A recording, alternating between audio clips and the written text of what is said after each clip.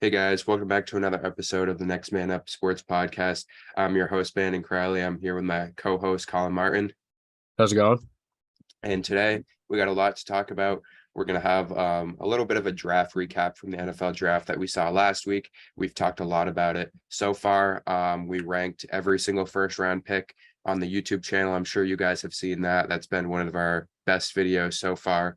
And also, we're going to have one where we rank every single team just overall coming out this weekend. But we'll go over some of the picks that we liked, some picks that we didn't like. And then we also have all of the semifinals matchups in the NBA playoffs that we can talk about. All of the series have been great so far. So some of them have only had one game, but we'll talk about what we have. And to start off, we'll just go through the NFL draft. Obviously, we saw a lot of people go higher than they probably should have. A lot of people fell. First pick of the draft that we saw was Bryce Young. We weren't surprised by that. But then after that, that's where everything kind of fell into place. We saw the Texans take CJ Stroud and then trade back up for Will Anderson. And then we saw some interesting picks too. We had the Cardinals trade down, but then trade back up to get Paris Johnson.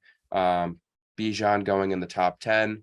Jalen Carter obviously falling. Darnell Wright going at 10. So a lot of guys. If there's any few picks you want to talk about specifically to start us off.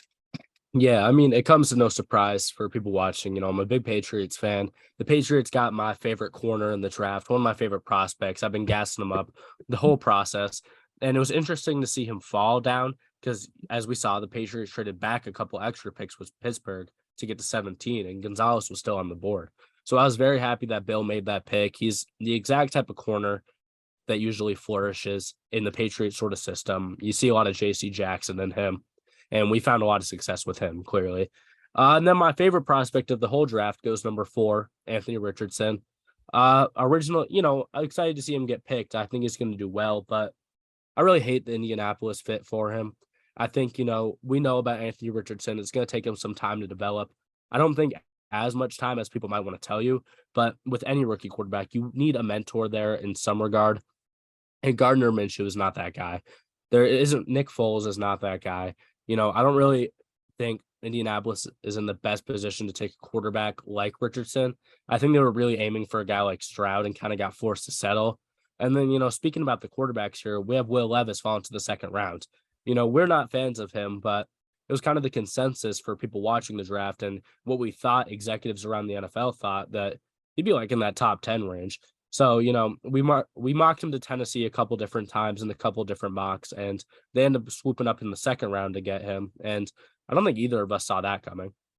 Yeah, I think with the idea of quarterbacks in the NFL draft, I feel like there's a lot of quarterbacks that have gotten drafted in the first round that didn't necessarily, or I guess they shouldn't have. And I think Will Levis was a product of what we've seen throughout the past 5 to 10 years, where teams feel like they just need to take the third or fourth best quarterback in the first round just because they need a quarterback. So you have to take him in the first round. And Will Levis going at the very start of the second round, I think that's honestly, if I'm going to talk from skill wise, I think that's what kind of player he is, especially looking at the rest of the players in this draft.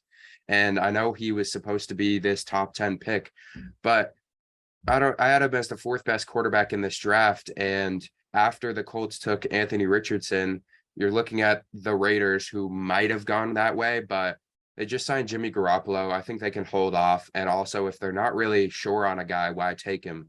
And then we saw other teams that we would think, maybe Minnesota, maybe even the Commanders, but they didn't feel like they needed to address him. They thought there was better players at that spot. So I'm not mad with it. I thought it was obviously, I think that's kind of where he should have gone. One guy that I don't think should have gone in the second round, but was an absolute steal.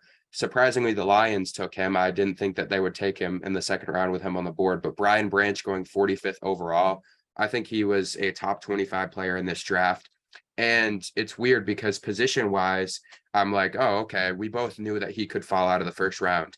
But then we see a linebacker and 2 running backs go in the first round. It just doesn't really make sense to me. I feel like the Lions, the way that they could have picked, they could have had all 3 of those players and taken Brian Branch with one of their first round picks.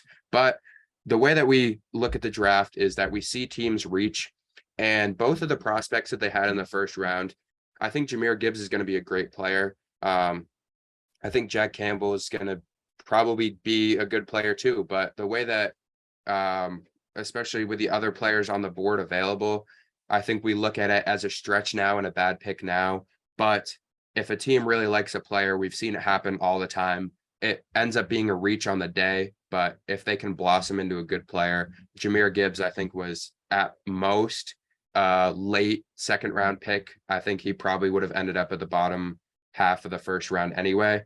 So I don't hate the pick too much, but it's just another case of a team reaching on guys that they really like. Yeah, and we saw that a couple of different times. It's not just with the Lions. I mean, maybe not reaches, but we saw guys go before other guys that we may have expected. You know, my guy Darnell Wright out of Tennessee, he goes before Peter Skoronski, and that was definitely a surprise. You know, it all depends on the fit. Chicago specifically really needed a bigger guy on the outside, but it's interesting when you think about it. And then a big one that we talked about, you know, just with each other was Will McDonald. I mean, at Iowa State, he was a good player, like by all means. No disrespect, but I think going before Nolan Smith and Miles Murphy really surprised a lot of people. You know, we saw Robert Saleh talk about the scheme that he plans to use him in. He's going to move him from, you know, a line up straight on the tackle guy to a pure edge rusher. So maybe we'll see him flourish in that role. And you mentioned Jahmyr Gibbs. They move on from DeAndre Swift. I'm not a huge fan of him as a prospect, but now that Swift is gone, I think he's in a really good situation. So I think he'll have some success. But I mean, there's like two big points from later on in the second and third rounds that stood out to me. And that was Sam Laporta getting drafted before Michael Mayer and Darnell Washington. I mean, we are fans of both of those guys. We have our, you know, say what you will about Mayer. I think we both like Kincaid a little more, but, you Mhm. know, we saw him as a fringe first round guy. Definitely not a guy that would go after Laporta. And Washington, you know, he's a freak of nature. You expect guys like that to have some value. And then, you know, just to kind of wrap up my feelings on some of these, you know, post first round picks, we see the Tennessee trio of Hooker, Hyatt, and Tillman all go in the third round. And it shows that maybe we didn't have the best grasp of where they might go. There were guys that had Hyatt in the first round. There were guys that had Hooker in the first round. And Tillman was kind of consensus second round range. So to see them all flip to third, maybe it projects a little on Josh Heupel's system in Tennessee. Maybe they don't think it's going to translate as well to the NFL, or maybe there's just a couple steals that, you know, teams got in that third round with these Tennessee guys. You know, we're gonna have to wait and see on that, but it's definitely interesting. You know, we work all year to scout these guys and have solid opinions on them, and at the end of the day, there's plenty of NFL scouts that don't agree with us. Yeah. Just to talk about Jalen Hyatt real quick, I want to talk about the Giants. At first, when they took Deontay Banks, I was expecting a good draft, but I feel pretty confident saying they ended up with a top 5 draft. I think we could both agree on that. Addressing all the needs, Deontay Banks, obviously in the first round, then taking John Michael Schmitz in the second round. I know you're not a huge fan of him, but especially with the players that got drafted before him too. I still think he was my second best interior lineman in this draft. And then Jalen Hyatt in the third round. I think that's good value for him. I think if they got him in the second round instead of John Michael Schmitz, I wouldn't have been as happy, but they did trade up in the third round to get him, and he was there. And it was great to see, especially with the video that came out before with the Dallas wide receiver coach telling him that he doesn't have a route tree and that he should just run 9 routes. So I'm glad to see a little bit of a rivalry already brewing, especially going against them. And one of my favorite picks in the draft, Eric Gray in the 5th round. I think the value on that is immense. I know there's been a lot of people talking about that. Bengals specifically was talking about that, but Eric Gray, who was a good player and then got to Oklahoma and played even better. He, especially for a guy that I had right around my 10, 11 area as a running back, for them to address that in the 5th round, I think that was a great pick. Trey Hawkins, not too familiar with him overall, but I'm sure they'll figure out a way to get him in the system. He's 6'3", 195, so a little bit lighter, but he's a tall ball hawk guy. So great to see that. And then another team that I wanted to talk about too, who I think may not. I think they had one of the best drafts, but probably my favorite draft looking top to bottom was the Steelers taking Broderick Jones and then Joey Porter, Keanu Benton, and Darnell Washington all within the first 3 rounds. Those 4 players are insane, and to get all of them in a haul is going to be crazy. I think people aren't talking about how much they're kind of building up the previous Georgia offense too. I know everyone was talking about the Eagles taking all the players, but going to have Broderick Jones and I think Darnell Washington playing next to why is his name slipping my head now? I'm talking about Pat Fryermuth. No, George Pickens. Oh, gotcha. Darnell Washington and George Pickens, I think, is going to be absolutely insane to watch. As long as Kenny Pickett can keep the ball in his hands. I know he has small hands, so that could be hard, but he's going to have someone to protect him. And I thought their draft was amazing too. Obviously, there's some other teams too, like the Texans, even, who had some good picks. But just overall, great teams, got some great players, and there's some that fell, some that went higher than we expected, but that's how the draft rolls. Yeah, and just to wrap up my opinions on the draft, I mean, I love that Steelers thing. I put out my top 5 draft classes this year on Instagram. The Steelers and the Giants were both included. Then my other 3 teams I had up there were the Texans, the Colts, and the Eagles. Obviously, the Eagles and the Texans get a lot of buzz. That's what happens when you take these big name players. But the Colts, outside of taking my favorite prospect, took a lot of guys that fell down the board that I think are going to be successful. I mean, I'm not even going to try to pronounce his name. I've messed it up on this podcast many times before. But the interior D lineman from Northwestern, I thought he was a great prospect. There were some mocks earlier in the year where I had him at the back half of the first round, and to catch him on day 3 was incredible to me. With that being said, you mentioned a New York team that had an incredible draft. I want to talk about the team I think may have had the worst draft or somewhere close to it with their value with the Jets. I like McDonald more than I did maybe when the pick came in. I've been, watching him a little more, and I think he could succeed. But going down the board, they just took guys I didn't like over and over again. I'm not a fan of Joe Tippmann. I don't necessarily think he's gonna. If we're talking about interior guys, I like Avia, and then I would put Michael Schmitz maybe after him. I'm not a fan of Tippmann. Then they just lost value over and over again. They take Carter Warren out of Pitt too early. They take Israel Abanakinda out of Pitt too early. It just seems like they continuously skipped on value down the board. And I don't want to throw too much stock into this because I know Robert Saleh had a really good draft last year when some people may have been judging it. So I wouldn't be surprised if some of these guys come in and make an impact. But just on the capital they had, I was disappointed. The Falcons, I like Bijan Robinson, but they took him very early. And then down the board, they didn't get a whole lot of value. I don't like Matthew Bergeron, even though we found out later that the Cowboys were planning on taking him in the first round if Mozzie Smith wasn't around. So that would, that's definitely interesting, I'll say. I didn't love him at Syracuse. And then the 49ers, I mean, it's very basic to take a team that didn't have any draft capital and say they had a bad draft, but I think it's worth mentioning. You would hope that maybe they get a steal or at least one guy I liked, but just didn't happen. So, I mean, overall, we came in talking about how this draft will be so unpredictable and, a bunch of different things would happen that we wouldn't expect. And I think you lived up to it. I mean, seeing a team select at 2nd and 3rd overall in the whole draft is ridiculous. Houston invested a lot of stock into these 2 rookies they just got. And for teams like the Lions specifically, they made this first round absolutely entertaining. You don't expect to see a running back in the first round most years. Getting 2 in the top 12 is ridiculous. And then the Jack Campbell pick, I've came on the podcast and talked about how much I love interior linebackers before. It's all I do. He wasn't my top guy, but as you mentioned earlier, I think he'll succeed. Dan Campbell, he works with those interior guys well. I think he'll figure it out. But overall, I'm happy about the year. If you have any opinions to wrap it up on your feelings of the draft in general, I'd love to hear them. But I was a fan. I think it went well. One guy that I want to talk about, you talked about the Colts, taking Darius Rush in the 5th round. He's one of my favorite prospects from this draft. Kind of one of my favorites that's not as great, but a guy that could definitely mold into a good guy. And I think with all the picks that we saw, the one that surprised me the most was the one that everyone asked me about before the draft. Would Sean Clifford get drafted? I told a lot of people that I would bet my life savings that there's no way Sean Clifford would end up in the draft. But the the Packers end up taking their quarterback of the future with Sean Clifford. I know he's already older than the quarterback that they've had that been sitting for 3 years, but one of them will be able to be the starting quarterback.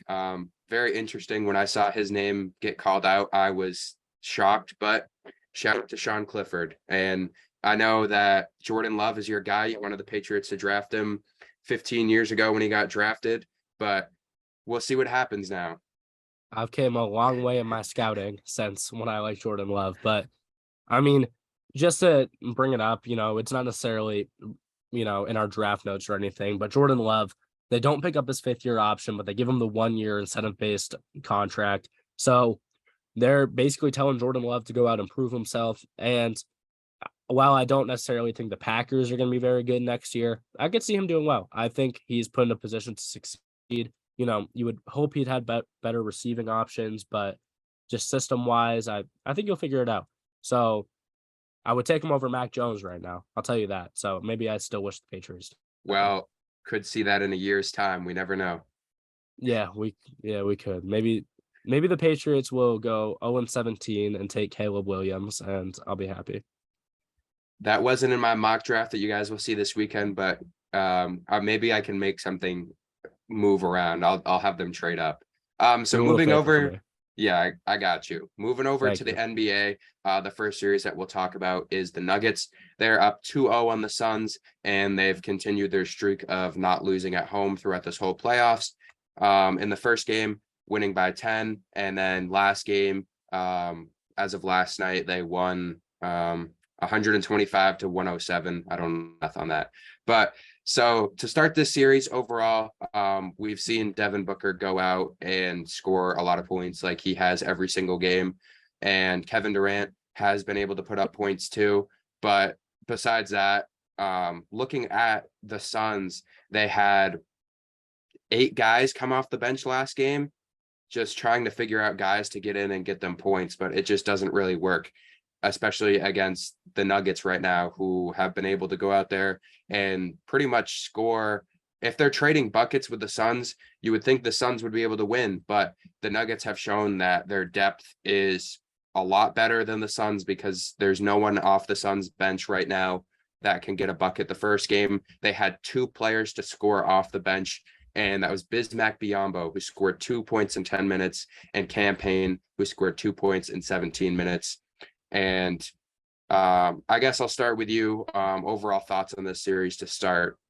Yeah, and you mentioned depth, and I think that's a good way to put it. I would put it more as though the role players. I mean, Phoenix right now, as you mentioned, is struggling to find out who those role players will be. Denver has been so successful all year because they know their guys. You know what you're going to get from a guy like KCP. And then especially what I've been impressed with is Christian Braun. I mean, he's a guy that at the start of the year, I would tell you wouldn't even be playing in playoff series. A guy coming out of Kansas, he didn't seem like he would transition to the league as well as he has, but he's doing stuff that doesn't show up in the stat sheet. He's playing really good defense on guys coming off the Suns bench, and he's dangerous in the corner for 3. I mean, whether he's making them or not, it doesn't matter if guys are putting all their energy to close out on him. The Nuggets love to move the ball so much. When you have a center like Jokic, it's meant to be that your team's going to pass the ball a lot. And when guys are doing hard closeouts to Christian Braun, I mean, it allows your best players to just go out there and cook. With that being said, I still think Phoenix has a chance. I'm a big Nuggets guy. They are my favorites to make the finals out west. But Phoenix has shown glimpses of success. They've stayed in games and been competitive enough, even when KD really hasn't been at his best and Booker has been wishy-washy. But most of all, I mean, we look at Chris Paul. Chris Paul, it happens every year he gets hurt in the playoffs, and it's not something that's in his control, but it's something that you have to consider when he's one of the oldest guards in the NBA and he's playing, this high volume of minutes every night. At some point, is it in the Suns' best interest to have CP3 on the roster? Obviously, during the regular season, it helps, but he was hurt for a lot of the regular season too. It's interesting.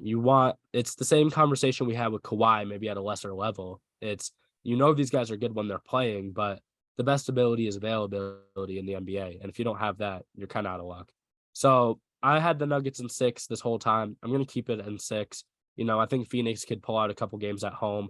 They always have a little bit of energy there, but I think Jokic has been incredible this series and, couldn't get that MVP. I'm sure we'll talk about that later, but he is impressing me and I think silencing some of the haters he had during the regular season. Yeah. One guy that I want to talk about specifically in this series is empty stats Booker, who went 2 for 8 in the fourth quarter, ending up with 35 points. You look at Devin Booker and you're like, oh, well, obviously he's the guy who made the most points. He's the best player on the team. He's put out 40 points pretty much every game this playoffs. And then you look at this game, the last game, I think I got the games messed up. They lost the last game by 10. They were close pretty much the whole fourth quarter, and then the Suns pulled away in the last few minutes. But going down there, the Suns were able to get stops, and then Devin Booker, like I just said, cannot make a shot in the fourth quarter. What is the point of having 35 points in the whole game if you can't score the only time it matters? And this happens every single game. The first game, if we look at it, he shot 3 for 4 in the fourth quarter. That's good. He shot 4 shots in the fourth quarter, the whole fourth quarter, and they're not even passing the ball to Kevin Durant. I saw Kevin Durant touch the ball in the fourth quarter last game, maybe every 5 possessions. For some reason, he's just not getting the ball when he's the greatest scorer of all time. And Chris Paul's not even in the game, but there's Devin Booker going out and just chucking up threes that aren't even close with 20 seconds left on the shot clock. That's my problem with the Suns. They don't have any depth besides the top 3 players. No one else on this team that I look at, I'm like, oh, okay, that guy's going to go get a bucket tonight. If I look at the Nuggets, even their 6-man, Bruce Brown, love him as a player. He may not go out and get 20 points, but he does exactly what he needs when he goes into the game. He's not out there running laps on the court like we saw last game when the Suns had 11 players come into the game and they're running a full G League man rotation trying to figure out a guy to get points. Like Damian Lee going out there for 26 minutes and shooting 5 shots and going 0 for 5. You're not going to win a game that way. A campaign going 1 for 7, like it just, the Suns are, I'm not a Suns fan, but it's frustrating to see a team with so much talent not be able to do good. It's the same thing when I watched the Bucks last series. I know they had injuries too, but you always root, especially with Jimmy Butler in the 8th seed. It was cool to root for them, but sometimes it's just frustrating to see a team that's so good, especially with a team with Kevin Durant. If Kevin Durant was out there missing 30 shots a game, that's different. But you can't have Devin Booker take every single shot in the fourth quarter when he's not going to make any of them. And that being said, I had the Suns in 6. I think they'll be able to tie it up at home. They'll figure something out. If not, at least win a game. I don't feel very confident that they'll win this series, but I do think that they're not going to get swept. I think they'll be able to figure it out at some point, as long as they get Kevin Durant to be the number 1 scoring option. I don't care if Devin Booker drops 40 points, 50 points a game. He's going to drop 0 points in the fourth quarter. So what does it matter at the end of the day? Yeah, and I appreciated the compassion that came with that. I'm glad you shout out my guy Bruce Brown because he is not, the difference between him and a guy like Damian Lee is Damian Lee could randomly go off for 20. Bruce Brown can get 20 if that's what's needed. It's just the Nuggets are a good enough team where they don't need that day in and day out. But to go on to another series that has a lot of talent, as you mentioned, I mean, the Lakers Warriors are probably the talk of the playoffs right now. Excuse me, because, we know the big names. You got LeBron, you got AD, you got Curry, you got, Clay, Wiggins, there's all these guys out there. But Kevon Looney. Kayvon Looney, as I was going to allude to, I mean, the Warriors are really relying on these role players as well, and so are the Lakers. I mean, we see Austin Reeves, D'Angelo Russell, these guys step up. So to kind of take it back a step, what do you make of this series? The Lakers take game 1 in Golden State. How do you think this is going to, run out? Well, I was very excited going into this series. I know we both have very different opinions about both of these teams, very broad spectrum on this. But yeah, the reason why I like this series so much is both teams obviously have the superstar players, but then they both have role players that could drop 20 or 30 points a night. They either can or they can't. And both teams really aren't that great besides their top players. And that's why it makes it so interesting, because we're not seeing two teams that are just like elite teams like we would see in the finals. I think both of these teams obviously could have the chance. One of them is going to end up in the Western Conference Finals. But besides that, like we see D'Angelo Russell, he could go off one night. Austin Reeves, obviously, like we just talked about too. Um, I don't know. Andrew Wiggins, I don't know how I feel about him, as I wouldn't say he's a role player, obviously. He's a solidified starter, but he's one of those guys that could win the game just from him. Jordan Poole, who we saw last night, who probably should maybe got a little closer to the 3-point line, but I know there's a lot of people hating on him for that shot. He was hot from three, and it was pretty, I wouldn't say wide open, but it was open. I don't hate him. If the shot goes in, it's a whole different story. It's every single shot in basketball is like that. But we saw a guy like Kayvon Looney, shout out him. I think he's had the most rebounds in like every single amount of game that he's played at this point. He had 23 rebounds last night, which is absolutely insane. He doesn't have to score because obviously they have Steph Curry, Klay Thompson, and all the shooters, but he's going out there and doing exactly what he needs. And the Warriors lost game one. And going into this series, I was thinking game one would be the most telling. If the Lakers could come out with a game one in Golden State, that would be absolutely massive. And they did. Anthony Davis, who a lot of people were talking about before the series, I saw a few people saying, I know that there's Steph Curry, I know that there's LeBron James, but Anthony Davis might be the best player in this series, and he's the key to the win. And if he's going to drop 23 rebounds and 30 points, it's going to be hard to stop him. And it's the same sentiment that we talked about before the series when we were previewing it last week. I said that we're going to have Steph Curry and Klay make a bunch of threes. We're going to have Anthony Davis and LeBron drive the ball. It just depends on who's going to have more firepower on that night. If Steph Curry and Klay both make 10 threes, the Warriors are going to win. If LeBron and AD both drop 40 points in the paint, they're going to win. It's pretty easy game plan from both teams. We're not going to go out and see Anthony Davis and LeBron make 10 threes each, and we're not going to see Curry and Klay drop a bunch of points in the paint. So I feel like that's how this series is going to go. I don't know exactly who's going to win this series at this point. I had the Warriors winning in 6. I don't hate that prediction still. I would say the Warriors do have a lot better home court advantage. I don't know how strongly I feel about the Lakers at home, especially in the crypto arena. That arena is not really like a real place. And there's like 5 teams in there as home teams. But I think this series is going to be great either way. I hope it goes to at least 5 or 6 games, because this is probably the last time that we'll see LeBron and Curry play in the playoffs until next season. Yeah, and we say the big names. We talk about LeBron, we talk about AD, but I just want to point out maybe we're not saying enough, because if we can be honest, you got to think about these 20 and 20 games that we take for granted. We saw one from LeBron against the Grizzlies. We saw AD's, the other night. It's absolutely insane. We haven't seen a Laker get a 2020 game in the playoffs since before we were born with Shaq. These guys are not only playing up to their standards, they're playing beyond their standards. And with that being said, I'm not a Warriors fan. I hate the Lakers. I think the series is going to 7. I think sometimes you just watch the games, and just based off one game, I know we're early. These guys are competing as hard as they can. And, it's the playoffs, you expect it, but there's just a different type of fire here. You mentioned LeBron v. Curry probably for the last time in a series, and I would bank on that as well. These guys know that. They want to go out. They want to play as hard as they can. We saw how Steph Curry was just deflated after Poole missed that shot. And I agree with you. If Poole makes that shot, we're talking way different. So although it's not a great look, if it goes in, it's different. So, say what you will about it. But with that being said, there's so much passion. There's so much energy in this. It feels like it has to go to 7. I don't believe in the NBA script writers, but if they're real, they made this go to 7. And I got to take the Lakers. I hate doing it because I've been talking about how the Lakers have been overrated all year. I've been saying they're not a good team. I've been saying they wouldn't even make the playoffs months ago. And here we are in the second round against the defending champions, and I feel like I have to take them.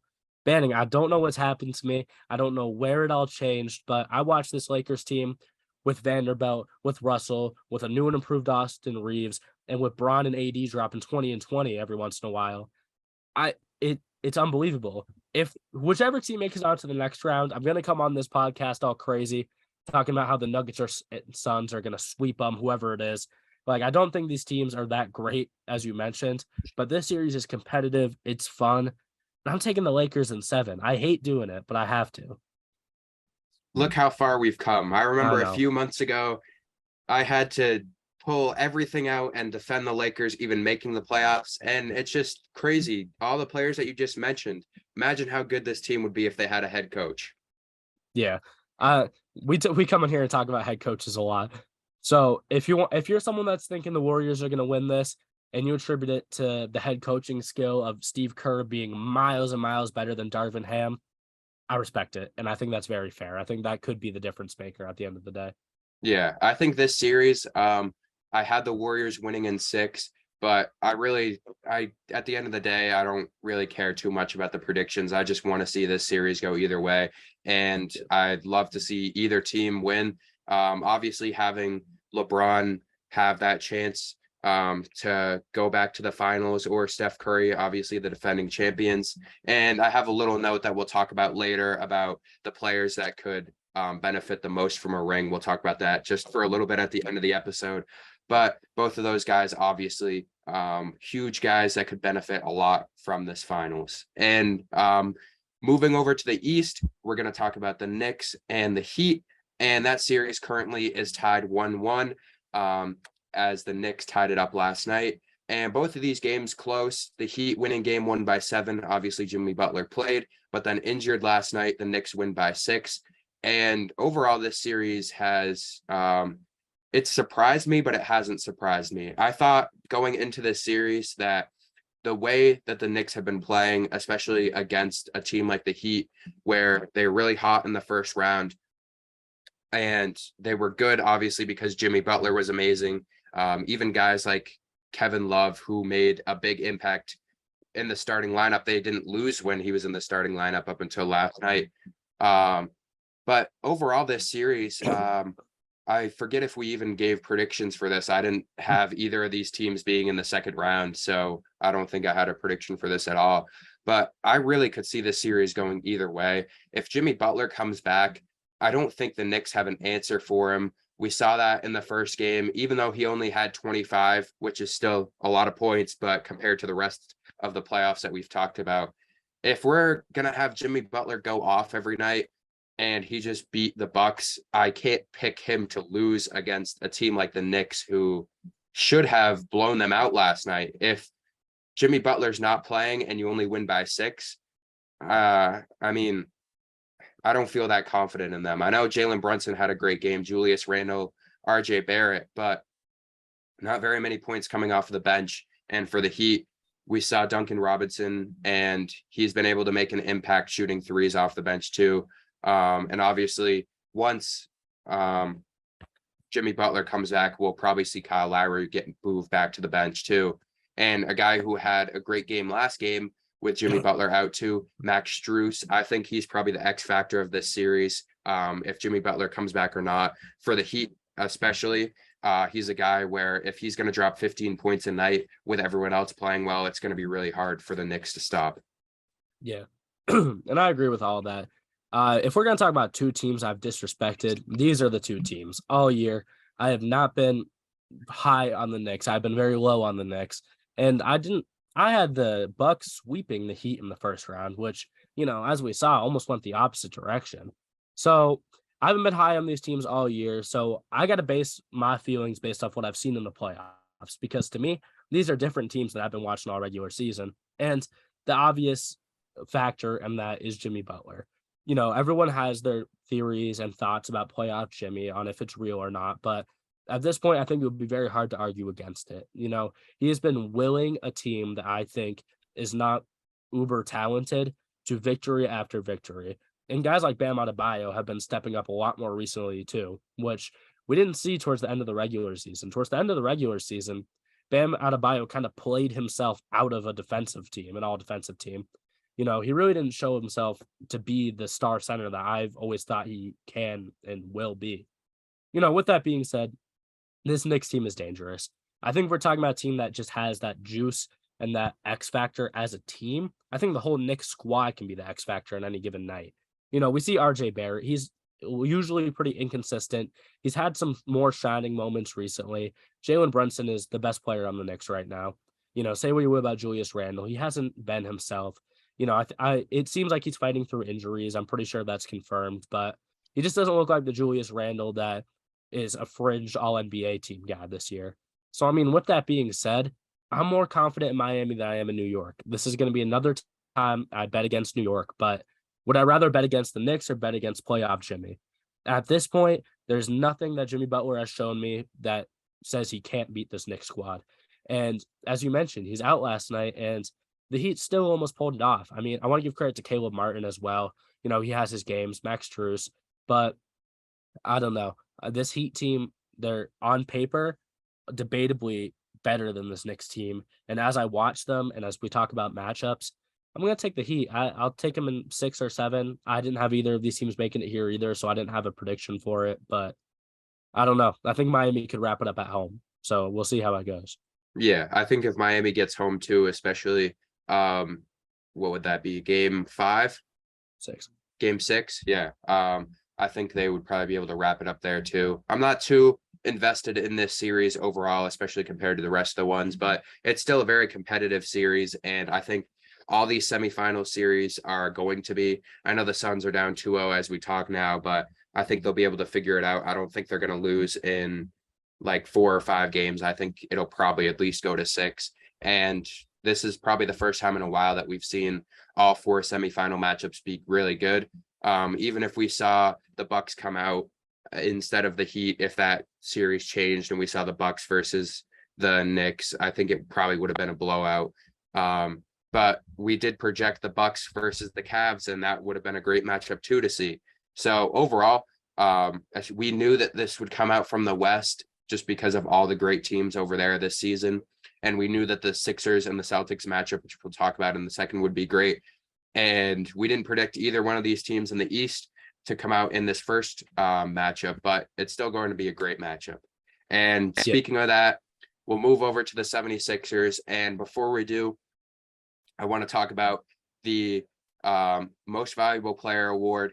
Joel Hans Embiid wins the MVP this season, taking 73 first place votes. The next two that we saw Jokic with 15 and Giannis with 12. He ended up with the most overall total points, obviously. And Jason Tatum coming in 4th. I don't think that's surprising. But the player who came in 5th, which might be a little surprising to people, is Shea. He came in just just a few points over Donovan Mitchell and other players who received votes for 5th place was Sabonis, who even got a vote for 4th place. Luka Doncic, Steph Curry, Jimmy Butler, De'Aaron Fox, Jalen Brunson got a vote too, and John Morant. And one guy I want to talk about real quick, obviously Shea Gilgeous-Alexander. We're both big fans of him. We both knew he would be great. And to see him already be this great, being voted as pretty much the 5th best player in the league, give or take, however you want to look at it, one of the best players in the league. It's great to see. But Joel Embiid winning MVP, this is what we've been waiting for. I know that it's been a long time coming.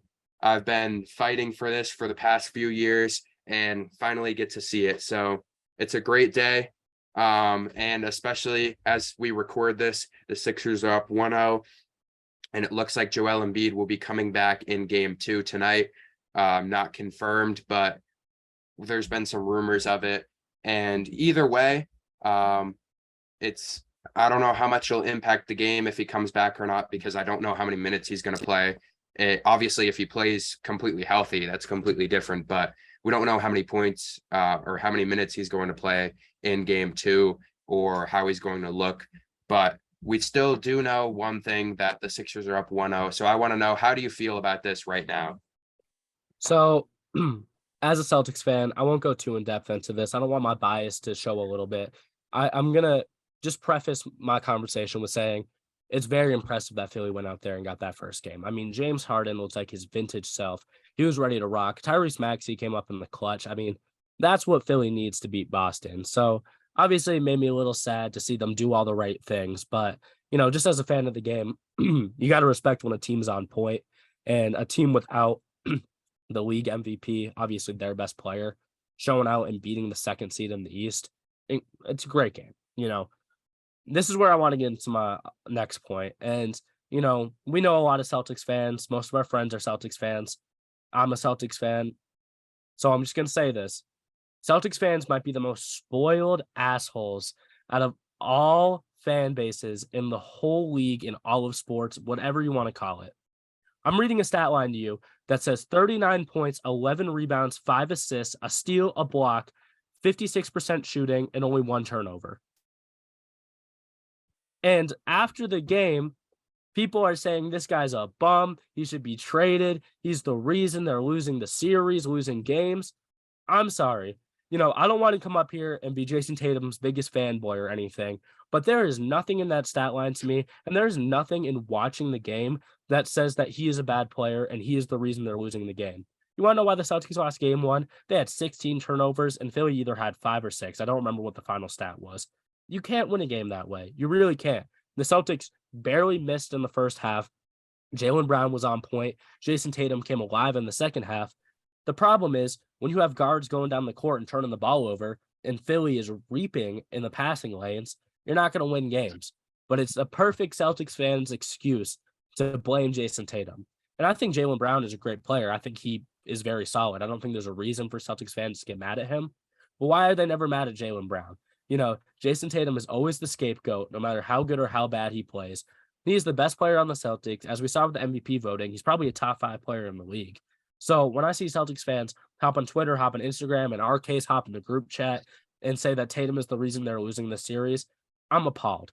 Tatum is the only reason the Celtics have got to this point. And to kind of wrap it in more with the series, be a little more on topic, Jason Tatum is the only way they can win this series. Jason Tatum, to me, at least, had an impressive game one. And if he keeps this up, that's the only way the Celtics are going to fight themselves out of this 1-0 hole they put themselves in. TD Garden's been hell recently. We saw the Bruins lose game 7. The Celtics struggle with Atlanta, and now this last loss to Philly. Jason Tatum has to continue to be on point, show out. That's the only way Boston's going to get this series, and especially with Embiid coming back, hopefully he's healthy. It's going to be a very tall task. So I'm going to stick on the record. I'm not going to fold on my Celtics yet. I'm going to take them in 6 or 7. I'll say 7 just because, Philly's really dangerous. But Jason Tatum has been playing great in my eyes, and I think he will continue it. And if he doesn't, that's wraps. So for what seems like it should be a series where you would pick the favorite, I think the Celtics are honestly a little bit of underdogs right now because I think Tatum is going to have to play out of his mind to keep it close. Yeah. One counter argument that I just want to throw out. I know that obviously there's always a lot of talk about Tatum, but I think even with pretty much every series that we see, no matter what the best player on the team does, it usually falls back on him. I know I do agree that with the Celtics, it happens a lot more with Jason Tatum, and it's kind of interesting. I'm not sure if it's because they have 2 like all-star players, and there's a lot of teams where like teams with one good player, it's really easy to blame them. And I think that's why Jaylen Brown doesn't get as much of the blame. I don't know. But obviously we both hear about this all the time too. As a Sixers fan, it's great to see game 1. Obviously James Harden going out and putting on an absolute clinic, Tyrese Maxey too, and my guy B-Ball Paul dropping a double-double. Shout out to him, finally being able to get some playoff minutes, and he has come out of the mud. I would argue that I know James Harden had the game-winning shot and everything, but if he misses those free throws at the end of the game, it's a completely different game. And I didn't expect him to make both of the free throws, if I'm being honest. He's never been in a situation like that up to this point in his career. So seeing him being able to go out there and get it done is great to see. George Niang had 1 3. He didn't really do much. The rotation's been cut down a lot. And especially once Embiid comes back in, I'm sure either him or McDaniels will probably get moved out of the lineup. But DeAnthony Melton, I know we talked about this last week when we were previewing this series. I said he would be a key player to this series. especially defensively. Maxey didn't even really get to play as much as he wanted to last game because he had 5 fouls so early in the fourth quarter, but still being able to drop 26 points and only shooting 2 threes. Usually when we see him drop 26 points, statistically, he's one of the best 3-point shooters in the league. And when he gets hot, he gets really hot. And for him to be able to get 10 shots up overall and only 2 of them be threes is great to see. And I know it's great to celebrate this game, but I have the same mindset as James Harden did at the end of the game. I mean, it's one game, and for James Harden to be able to do that, I don't think he's going to be able to do that every game, but I think him and Maxey will be able to combine and be able to do a lot because Maxey's going to be able to go out there and provide what they need, especially offensively too. Whether we see Joel Embiid come back tonight, I'm honestly lobbying for him to, if he's not 100%, I don't think he needs to come back tonight. I think with them getting game one on the road, even if they tie the series up tonight, if the Celtics win and Embiid doesn't play, I want a healthy Embiid back at home, as close to 100% as he can be. If they're down 1-0 already and it's a chance to make it 2-0 for the Celtics, that's a completely different story. But taking game one, that gives them more leverage for Embiid not to come back in this series, especially tonight. I think this series will go to 7 games either way. And for the Sixers to be able to take game one without Embiid in TD Garden, if this goes to 7, I know the Celtics have one of the best home crowds, but the Sixers have already proved that they could get a game in. Yeah. And one last thing I'm going to throw in there is that I mentioned Tatum as the X factor. That seems very obvious, but the most disappointing part of game one as a Celtics fan was Derek White and Marcus Smart's performance. I mean, Derek White did not. Marcus Smart shot efficiently. He went 4 for 7, 5 for 7 from the field, if I remember correctly, but he had 6 turnovers. Derek White only made 1 shot from the field the whole night, went 0 for 4 from 3, and he looked like the Derek White that we knew from San Antonio. And that is not how he's been playing all year. And I think the most obvious thing is that these are 2 guys that probably will both make all defensive teams, and they couldn't stop Maxey even while he was in foul trouble or Harden in the slightest. So, I mean, these guys got to step up. Obviously, when Embiid comes back, it's going to put some pressure on the front court. But for the time being and generally, I mean, if the Celtics claim to have 2 of the best defenders in the league in their backcourt, you can't be being beat up by another team's backcourt. So we'll see how it goes. We both know it's going to be competitive. Obviously, it gets a little competitive with us, during the series. But at the end of the day, we just want to see good basketball. And I think that's what we're going to get. Yeah, I think this series will be great overall, especially from what we've seen in game one. And also we saw one thing that I want to mention too is Marcus Smart.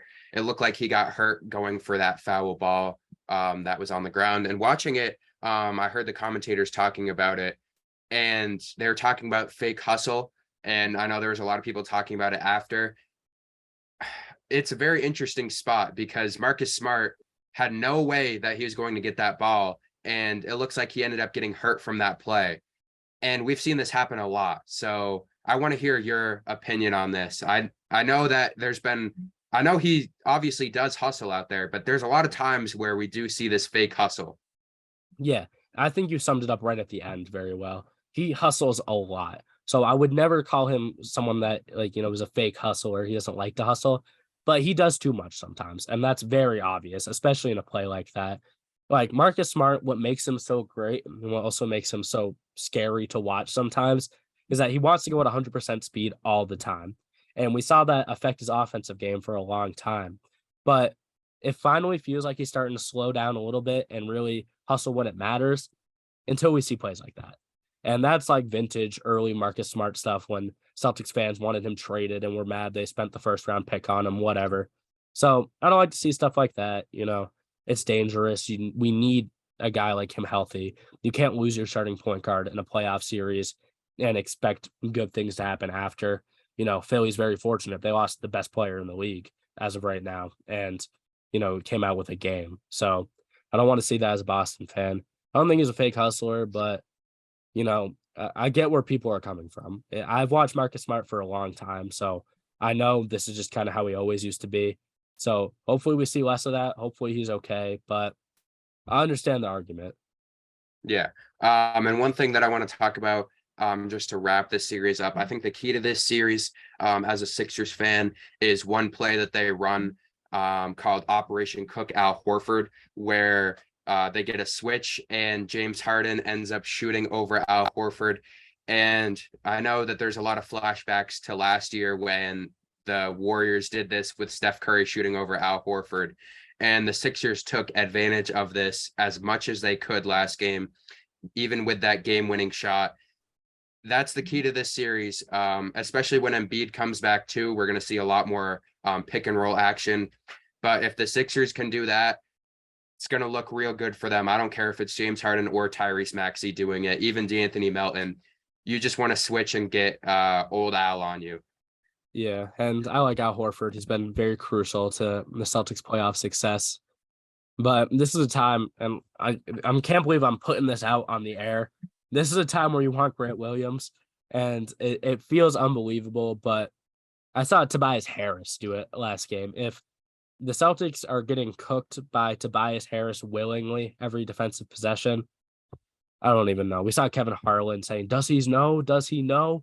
And it Tobias Harris knew that Al Horford couldn't stop him. So they know something over there in Philadelphia that Missoula hasn't figured out yet. So we'll Well, see. they all played with Al Horford too, so I'm sure They Tobias know. Harris busted him a few times in practice. You you could say that. Yeah. All right, so just to wrap this episode up, I want to talk about a few players that could probably gain the most with a ring. First, I want to talk about some players from this series. James Harden's an interesting one. I think right now it looks a lot better for him just because of how great he's playing. If he ends up playing this great and Embiid's kind of on and off, if James Harden wins the Finals MVP, then that's completely different. But I think if he just wins a ring, I think it moves him up a little bit, but I don't think I think he's underrated as a player overall. But if he kind of goes out there and he's the second best player on his team, I don't know how much that would really bring him up. I do think it may be because I already have him higher than a lot of people do, but I completely understand that if it would move him up a lot. Another guy on the opposite side, obviously Jason Tatum at, what is he, 25 at this point, 24, 25. If he's able to win a ring this early in his career, obviously that brings his trajectory up a lot. And a guy like Embiid, if he ends up getting a ring and an MVP in this season, I don't know where he would be all time at this point. I would assume around that 100 range. I feel like that would be pretty arguable at this point, especially with the MVP. That would probably boost him up a lot. I don't know where he would be. I know Anthony Davis has played a lot more, but if Anthony Davis is a top 75 player, I don't see Embiid that far off from him, if I'm being honest. Yeah. No, I agree with that. And I think you and I are interesting in terms of, this podcast where we value rings, but maybe not as much as some of the other people on the internet. So I'm with you. I think Harden's very high on my all-time rankings, but if he wins a ring, that might jump him to some people over guys like Iverson, Mhm. and that's quite high. So that would put him in really good position. But yeah, I mean, when you look at Embiid, and I think winning an MVP ever puts you in that top 75 conversation kind of off the rip. And so if he does that and wins the chip, I don't know how much of an argument I'd have for AD. I mean, I know Derrick Rose is an example of a guy that wins an MVP young and gets hurt and then you never really know where to put him. But you don't predict injuries. I know Embiid is injury prone, but we're assuming that if he does all this, he has the rest of his career play out. And at that point, it doesn't necessarily matter what he does too much. With that being said, you mentioned Embiid, you mentioned Tatum. I feels like I have to mention Jokic. He's a two-time MVP winner. Some people had him as the third straight this year. And I was one of them until the very end. I think we both knew Embiid was going to win it, but I liked Jokic all year. And I think it's about time. He's on a number one seeded team in Denver that has a 2-0 lead on Phoenix and is looking to get a pretty favorable matchup in the Western Conference Finals. It's time for Jokic and company to take care of business. And I'm a big supporter of his, but if they flop in the playoffs once again, you get to start having real conversations about how great of a player he is, because what comes with being a great player, MJ, Kareem, LeBron, Kobe, These guys win in the playoffs, they make it happen eventually. And Jokic is not an old player by any means, but he's on that timeline. This is where the other all-time greats start winning rings. Is he going to do it or not? I think he's in his best position that he's ever been in. I said that about Giannis a couple years ago. Uh, when they beat Phoenix, I said this is the best position he might ever be in. And that's looking like a pretty good take right now, and they figured it out. I'm going to say the same thing about Jokic this year. You got to figure it out. And if Jokic figures it out, he's a champion and a two-time MVP, probably the most skilled passing big man of all time. That's putting him in some really interesting all-time talks. So I'm rooting for the Celtics, obviously, but just for the sake of Jokic's career, I would like to see him win one, whether it's this year or in the future. I think that's an interesting question. And I think we're missing a couple guys just because obviously if LeBron gets another one or Curry gets another one, that boosts them maybe even higher. I see people talking a lot. If Curry can win a ring this year, I know people are willing to put him as the best point guard ever. They're kicking out Magic. And I've had that conversation in the past a little bit, but it's very interesting to think about. I think there's some guys that if they don't do it this year, I don't know when they're going to do it. And, we mentioned a couple of them, but yeah, again, we're going to have to wait and see on that. But it's very interesting to think about how much a ring affects a player's legacy, especially in other people's eyes, maybe not our own. Yeah. One guy, as you were talking, a guy that I was thinking of comparing to Jokic, if he doesn't end up getting a ring this season, with all the stats and the MVPs to this point, it's not a clear-cut comparison, but it's almost kind of reminds me of a Russell Westbrook kind of career path at this point. Obviously, getting the triple doubles and having all the stats, being on a good team, but just not being able to get it done. Obviously, if he wins the ring, it's completely different. But especially these West teams are building up for the future, it's going to be really interesting if they don't win a ring this year. I don't know if they can climb the mountain and be the number one team next year. I think they'll be at least a top 3 or 4 team, but we talked about how Phoenix is going to have the full off season. We don't know how these other teams are going to fare ending up. But one player that you did talk about that when I was looking at this conversation specifically, I was going through my top 15 NBA players a few weeks ago, and I updated mine. I have Steph Curry at 10 right now. I think if he wins a ring, I have Larry Bird above him, and it's very slight. I know that might be shocking to a lot of our older viewers that Steph Curry's pretty close to Larry Bird, but if he wins a ring, I think he goes over him. I think Steph Curry, as long as he plays the rest of his career and keeps putting up stats, I think he'll pass Larry Bird, but I think he has a chance to this season with a ring. And then we look at a guy like Shaquille O'Neal, and Steph Curry and Shaquille O'Neal, you look at them body type, the way they play, not the same. But when we're talking about the most dominant players of their generation, we're talking about a guy who was the most dominant player in the paint and a guy who is unguardable. They're pretty similar guys that we're going to compare, and rings wise, MVPs wise, all NBA wise. The only difference between those two, I think I might have Curry move up, is Curry has not fallen off to this point. And I know we talk about Shaq having his whole rainbow collection of jerseys at the end of his career. Obviously a great player for the better part of 10 to 15-ish years, but towards the end, I know that hurts a lot of people's rankings of him all time. And then after that, it gets really interesting too, because I think Curry at this point, he'll have his 5th ring. Up to this point, we'd assume another finals MVP. And I'm trying to think, he has 2 MVPs, regular season MVPs. If he keeps playing at this level, I feel like he's pretty comparable to he may be like the modern day Kobe of especially if we're comparing rings wise, and it's going to be pretty close between those 2 players for me. I know you have Kobe as your 3rd best player of all time. I have him as my 7th. I know a little bit of a difference, but I don't know if Curry can win this ring. He's at 10 right now. Larry Bird's above him at 9 for me, and then Shaq, Kobe, and Wilt, and Tim Duncan at 5. I don't think he passes Magic if he wins a ring this year. I have Magic as my 4th best player of all time. And it's not really a hot take. I feel like most lists that I see, it's pretty common, but he's really going to move up, I think. Kevin Durant, also a guy, I have him as 11 behind Curry. both of those guys, it's very hard for me to compare them. I know Curry has the rings and everything, but Kevin Durant is one of the greatest scorers of all time, period.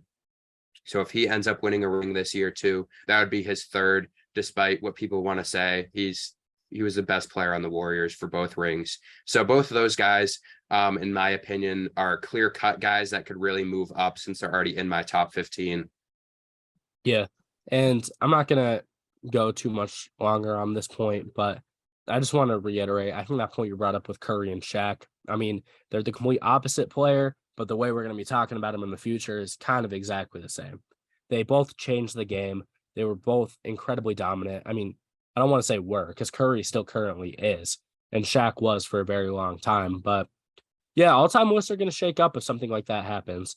And just to kick it back to LeBron for a minute, I mean, if LeBron does it, he might be consensus number one, finally.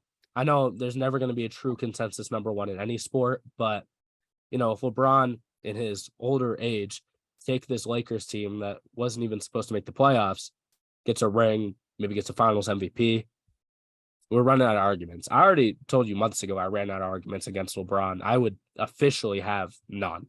So it's definitely interesting. And I mean, no matter who wins the ring, it's gonna benefit someone's, Mhm. with the teams we have left, it's gonna benefit someone's all-time like respect level. Even if the Knicks do it, I mean, what does that say about Jalen Brunson in the future? He's gonna get a lot more respect.